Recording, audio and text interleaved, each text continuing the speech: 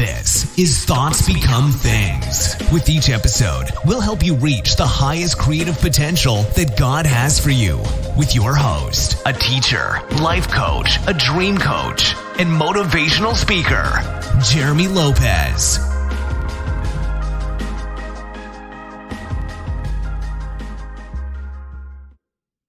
Hello again, everyone, and welcome to another exciting podcast of Thoughts Become Things. I'm Jeremy Lopez, and I'll tell you, recently we've had some really great things happen at the ministry. We really have. You know, I write a book every month, and we've got so many people in our programs getting the books, and I have so many people just saying, Jeremy, I needed this book this month, or Jeremy, this book challenged my beliefs, or Jeremy, I didn't think this existed, and now I have this way of escape, from a problem or situation. So I'm encouraging every one of you. I'm serious. If you're not on our hot off the press monthly book club, you're missing out. You need to join. You need to be a part of that. I mean, especially those in the USA, you save shipping and handling. You get money off the book. And whenever we do the study guides, you get those free. $11 value free. Plus you get the ebook we send out every month that you should be, to your email free, which is another $10.99 value. I mean, and you get the book in the mail the first week of the month. I mean, you can't beat this, guys. Like, unless you just want to throw $20 or $30 down the drain every month, then, don't get on the program. But if you want to save money, get on the program. It's so good. So I just love hearing these stories from people because I love people. I really do. So I wanted to respond today to a person who actually sent in a question to our ministry and asked me, what do I do? I always feel as if sometimes that, my friends don't ever, respond to me. That in other words, they don't ever ask me to do anything. And I'm always the one asking. And so this lady all of a sudden just quit asking. And it's been like, a couple of weeks, and a couple of weeks go by, and she's like, I'm just not going to ask anymore. So I want to address that. And I want to sort of call today's podcast, when friends don't ask. When friends don't ask. I think it's a good little hot topic we can talk about today. Trust me, we've all had this happen in our lives. And I want to bring some attention to this with friendships, because friendships can be wonderful and awesome, but they can also be a little complicated. Trust me, I've been there. I've got some friends of mine that are best friends. I love them all very dearly. And they've been true. But you know what? To say we've never had issues or problems or butted heads, hey, that's just life. That's just life. You can't expect a bed of roses with every relationship you're in, right? Whether it's your spouse or friendships or even kids. I mean, you're gonna clash and you're gonna butt heads at times. That's just life, folks. In fact, sometimes if you work through it and you're mature through it, your friendship turns out even better than before because you got some stuff out of the way. You sort of, address the elephant in the room, as we say. And one of the questions that, when this lady had proposed this to me, that she was saying, I just don't know what to do now in my friendships, and then she started spiraling down into this, like, do they love me? Am I a bad person? Are they a bad person? Because that's what happens. You begin to create all this, delusion of, all these negatives, when you see one thing that maybe you can't understand. And here's the situation most people don't really think about when it deals with friendships is when something comes about, I would rather you ask yourself the question and say, is it maybe I just don't understand the answer to maybe why this is happening versus what's wrong with them? They're a problem. Or maybe something's wrong with me, Are they mad at me? What's wrong with these people? Because when you bring forth this absolute, it doesn't help out because absolutes pretty much point fingers at people, and then it's always me or them, or it's her or him. It tends to do that. You don't want that in your life, folks. You don't. Trust me, it's a bad place to be. So I always say, when something goes on, just say, you know what?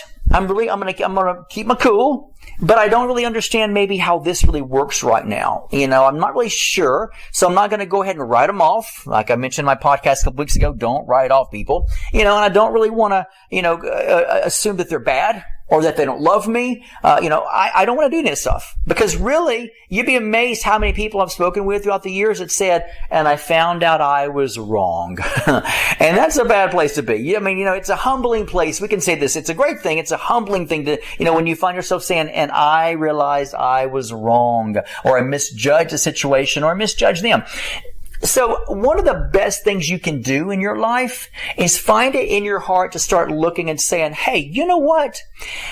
Maybe I don't understand this. So let me just sit on it for a while and just play it out.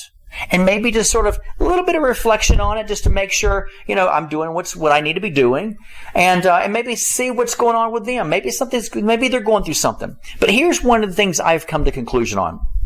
One of the things I've seen within friendships throughout the years is I'm a big initiator. Okay. So I'm a big leader when it deals with, contacting friends and saying and setting up. We have this group text. It's like I like to set it up and say, hey, what does everybody want to do Saturday night? What does everybody want to do for lunch? So, let's all do this. Let's all do that. And then I'm just kind of this initiator to be able to do that, to sort of put it together at times. And you're always going to have every relationship is going to be built on someone leading and someone following. And guess what? They're both needed. You don't need two leaders, right? You don't need, all those who are just following. It's a great, beautiful balance when you look and you say to yourself, hey, you know what? I just sometimes, I take charge on things. And here's the key thing. It doesn't mean that I'm going to look at them and say, oh my God, they never take charge. What's wrong with them? They never contact me. They never contact us to do anything. Because when you begin to do that, what happens is you realize that all that's going to produce is just negativity and possibly like hurt. And guess what's going to happen? You end up hurting yourself. And that person, if that person knew, they'd be like, oh, wait a minute. I didn't hurt you, did I? I mean, wow. Or maybe you just hurt yourself, And so you have to begin to realize that sometimes you can find hurt and you can create hurt and you can create pain to hurt yourself even through what you're creating, the situation that's really not even a real reality, but you can create your own reality to feel as if, you know what, they abandoned me. They don't no longer like me. They like somebody else better than me. And is it true at times that sometimes people find other friends and maybe hang out with them a little bit more? Sure, it is. But it doesn't always mean you're a bad person. It doesn't mean that, you're some kind of tyrant and they're just like, oh, stay away from him or her. A lot of times you have to understand your role. And when it deals with friendships, you have to understand your role. My role, I've learned years and years and years ago, and I've always been this way. I've always been a type of leader. And I've never sat here and said, I'm a leader. I'm the one that takes charge. I'm not that kind of person because I don't really care about it, It just naturally comes to me to want to put things together. I'm the one that will plan the vacation sometimes for the family. I'm sort of the one that says, hey, let's do this, and let's gather the friends. And that's just who I am. I just do that. And then when it deals with my own family, as far as my extended family, my immediate family, such as like my mother, my sisters and stuff, I let them sort of take the role, because sometimes you just gotta let sisters and mothers, you gotta let them sort of run the show when it deals with holidays, right? So you gotta know your place. Can I get an amen, guys? And so sometimes you just gotta know your place, and plus it's things that I love for them to take charge on and just say, hey, tell us what to bring. We'll bring it, and just tell us what time we'll be there. I mean, I love that. But when it deals with everything else in my life, I'm this sort of take charge type of guy, and I like that. It's just the role that I play. My friends know that. My friends know sometimes I like to, I'm the one, that'll do that. Now, here's the key thing. What happens if I was to stop? What happens if I stop sending a text, let's say, to say, hey, are we still going to get together? Or, I got an idea. Who wants to get together for dinner so-and-so day? And, and what time works for you guys? I mean, I do that. But what happens if I stop? Here's what's going to happen. If I was to stop, a lot of my friends would find themselves saying, we didn't get a text from Jeremy, so maybe he's busy. Maybe the family's busy. Maybe maybe they're doing something else, And so people will assume that sometimes. And it's very natural to do that, right? It's very natural to say, well, they always, we're all close best friends, and if they don't contact, then, you sort of have this understanding that maybe they're just busy. Cause sometimes, we're out of town. Sometimes they're out of town. Sometimes she's out of town. Sometimes he's out of town. And that's just life, And so you just got to realize, hey, must be out of town or something. But if I didn't, and they assume that, what do you think? How do you think that Jeremy could respond? Now, I know how I could respond. I know how I do respond, but let's go into the could place. How do you think Jeremy could respond? I could respond by saying, wow, nobody contacts me. Nobody contacts us. Nobody wants to ask us for dinner. What's going on? Wow, I don't understand it. Maybe they found other people. Maybe they found other friends. And all of a sudden, all this drama that Jeremy's trying to create now that really doesn't really exist or doesn't even matter, because all of a sudden I'm creating my own rejection. Oh my gosh, they're rejecting us now. They don't want to contact us. So, and then all of a sudden, here's another thing. Then you can cross over into where that can become an issue with you of maybe anger or rejection. And through rejection, you'll find yourself saying things such as, well, I'll teach them. I'll show them. I just won't text them anymore. I won't contact them anymore, right? I mean, you can go in so many different directions that can be hurtful to yourself. And eventually could probably hurt them too. And they're probably thinking, what did we do? What's going on? We just thought you were busy or they were. And so you have to look at that and say, here's the key thing.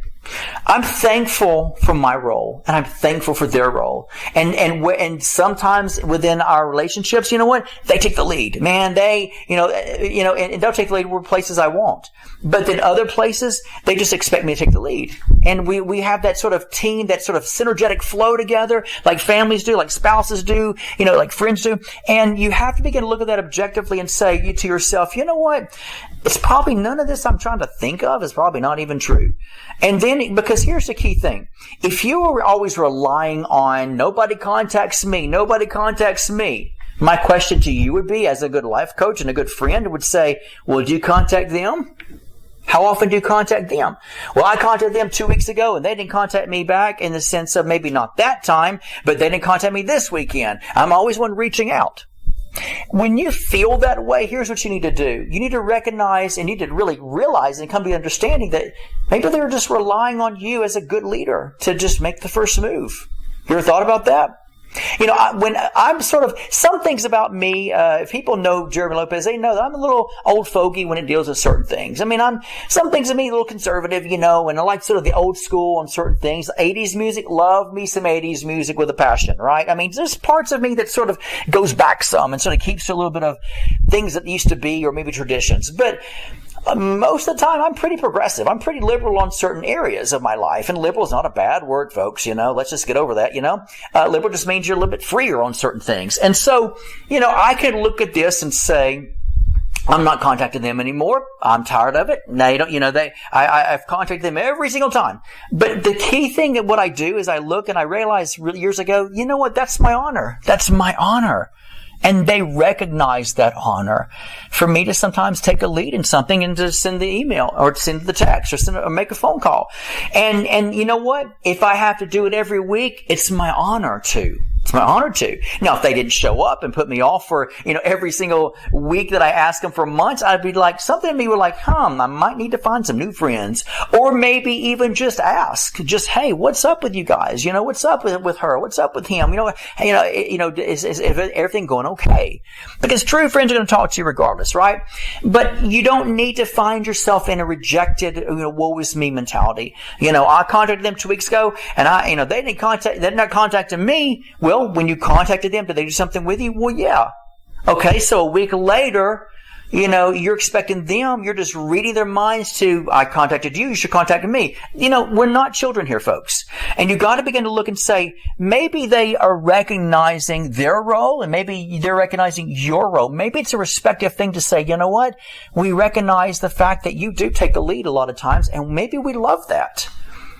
Right? So if you take the lead every time and you ask people to do stuff and they just end up doing it every time, don't allow yourself to say, well, if I didn't ask, they're never going to ask us. Because then you realize that you have the potential of really hurting yourself. They're not hurting you, you're hurting yourself. Because you're not looking at this and saying, or maybe, just maybe they recognize a gifting that I have that I can't even see about myself right now because I'm so aggravated or mad or feeling that rejection.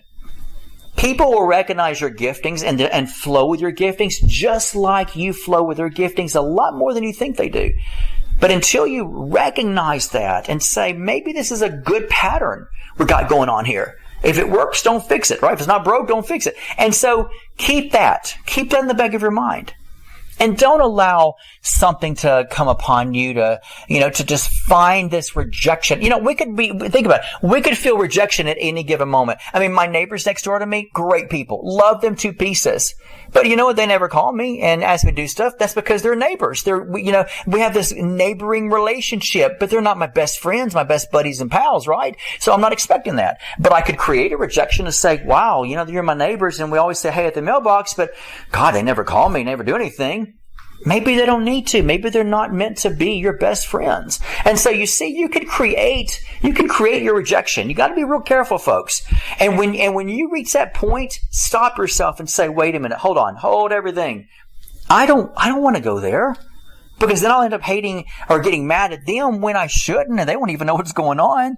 And then I feel rejected, then I feel abandoned, and all of a sudden I got this big, heavy suitcase, this luggage I'm carrying on my back, this heavy, weight, baggage, and that I'm creating that really didn't even need to be there. Because maybe nobody really did anything to me. And if let's play as we say in the South, let's play the devil's advocate for a moment. And if people did sort of not respond to you over a period of time, and you just kept on asking, and you asked for a couple months, and they just keep on. If you don't talk to them and you don't find out what's going on, you know what? Then you can't really blame them if you don't ask them. Well, they didn't come to me to tell me. Well, maybe they just feel awkward about it. Maybe they feel, shy about it. I mean, we can't always expect people to be what we want them to be. And trust me, I'm talking to myself here. I have been there so many times, it's not even funny, where I'm sitting here and all of a sudden I hear my dearest best friends, tell me, you can't expect people to read your mind, Jeremy, and you can't expect people to be what you want them to be. They're not going to be that. And so Jeremy finds a respect for who they are. Because do I love them? Do I love my friends and family members because they are what I think they should be? Or do I love them because I allow them to be what they need to be to me and be who they need to be to the world and to themselves? And if I don't like that person, why try to force them to be what I want them to be? That's going to fall apart one day.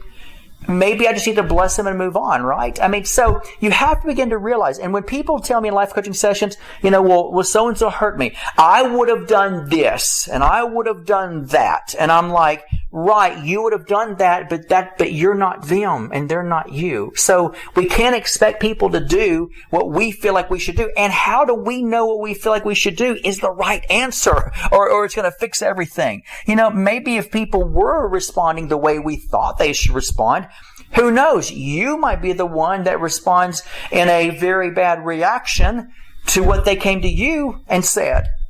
Even if they said what you thought they should say. You see, you never really know, folks. So don't ever look at your life and say, why? Because what you're really saying is this: why can't people be like me? Why can't people think like me? Trust me, I have been there. Good Lord in heaven, I've been there so many times. It's not even funny. That's why I'm sharing with you guys my vulnerability, throughout my life. Am I being healed from it? Absolutely I am. Do I help people all around the world to understand maybe where they're at in that situation too? Absolutely. But we have to begin to respect people, love them where they are, and realize if it's not meant to be, it's not meant to be. Don't force people. But sometimes people just recognize and they fit comfortably in you just being the one that asks every week. And they just follow suit and say, yeah, hey, that sounds good. Where do you want to go? Absolutely, we'll do dinner. Okay, where do you want to meet? Because then you recognize they're not turning me down. If I skipped a week or two, then they call me. It's no big deal. As long as they're going every time I ask them, it just shows me they've put me into their niche. They've put me into a place in their life to say, we love that about you. You're the one that asks. And that's a beautiful thing. Maybe they respect your gifting more than you can see and respect your own gifting. So think about that. Food for thought, folks. And I really wanted to bring this out today. Now, before I close in this podcast, I want to say something that probably 99.9% of you won't understand, but I'm going to give a good shout out to my brother, who is my cousin, who is one of my dearest friends. We have so much in common. We talk about deep stuff. I think people think we're crazy, but I want to shout out to my dear cousin Stephen, who actually is moving to Austin, Texas. And I love him with all my heart. He's a dynamic guy. And so he listens to my podcast and he always says, hey, I'll meet you in the podcast world. So Stephen, I love you, my friend, my brother. And I just will talk to you soon. But for all of you listening in this podcast, let me just say this to each one of you. Thank you for always being participants. Thank you for always being listeners. And thank you for always being sharers. Share with me through emails through our ministry. Share with me what you're thinking about. Tell me, maybe if you have a question. Hey, you never know. Mike can use it in my podcast and just talk about it. Because sometimes we all just need to sit down and just at a round table and just talk. And sometimes just talking maybe makes you feel a little better. So, hey, thank you for sharing me your questions. As I always close out, I always say this one thing because it's so true. Thoughts do become things, folks. And that last thing that we always close with is this. If you don't like your day, I got a great idea for you. Change the way you're thinking about your day. Shift your mind into a better reality. Shift your mind into painting the picture of how maybe the rest of your day should look. And watch and see if your day will not slowly begin to turn around and it'll begin to work out for your good. Guarantee it'll happen. God bless. Have a good day. This has been the Thoughts Become Things podcast with Jeremy Lopez, helping you reach your highest creative potential that God has for you. For more episodes, products, and information on Jeremy, visit www.identitynetwork.net.